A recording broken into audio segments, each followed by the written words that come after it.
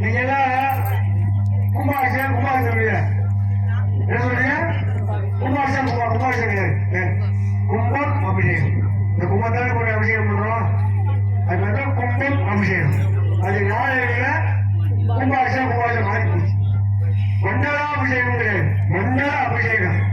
ஐயப்பன் கோயில் விரதம் வந்து போறோம்ல, எத்தனை விரதம் இருக்கான்? 45 தான் இருக்கான். இங்க வந்து 48 சொல்றோம்.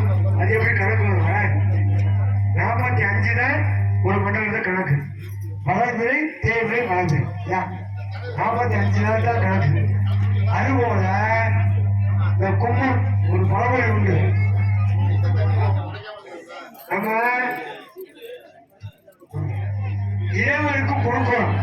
நம்மளால எதிர போட்டாலும் காசு எடுத்துக்கலாம். எதிர போட்டாலும் இதை விட எடுக்க முடியுமா? கை வெந்து போகும். எப்படி கையை வெந்து போகும். அதான் அதுதான் சொல்லுங்க. ஐயர் சுவாகா சொல்லிட்டு ஒன்று சொல்லுறேன். ஐயர் வந்து சுவாகா சொல்லிட்டு காசு வாங்க. சுவாகான என்ன அர்த்தம்? அந்த அக்னி பகவானோட பொண்டாடி பேர் சுவாகான்னு அர்த்தம்.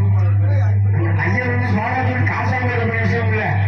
அந்த சுவாகாவோட அர்த்தம் இல்லை. அந்த அக்னி பகவானுடைய மனைவிய சுவாகா.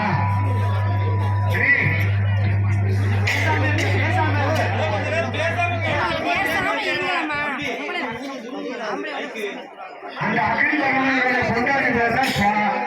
சுவாகா சுவாகா சுவாகான்னு சொல்றாங்க. இந்த கும்பம் என்னதுமா? உடம்பு.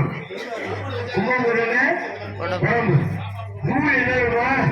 நரம்பு. நம்மகிட்ட ஒரு நேரம் வந்தா என்ன துணி துடிக்க தாங்க முடியுதா? கூட பண்ணிடுறேன். பண்ணிடலாம் 1 நிமிஷம்.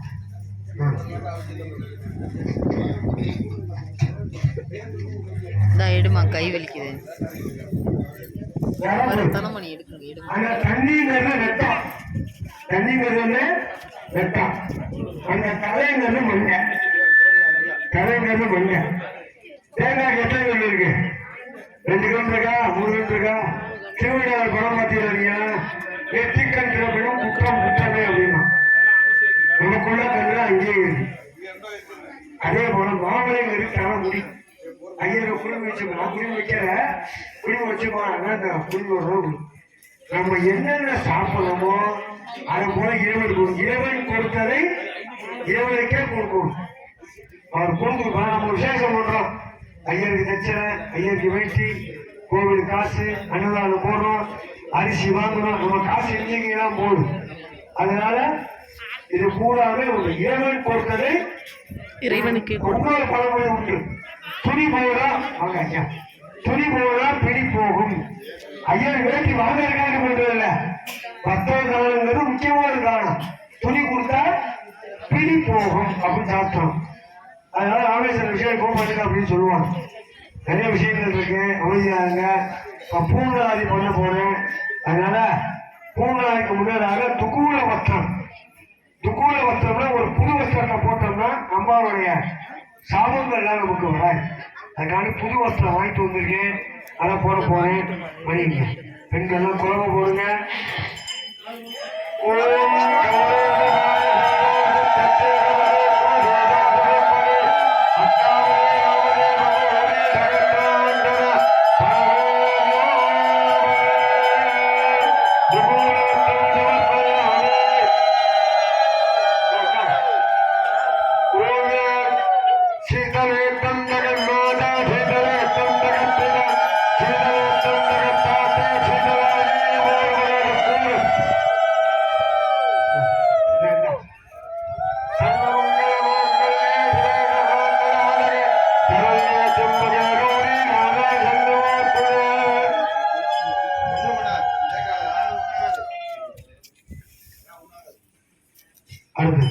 புஷ்பம்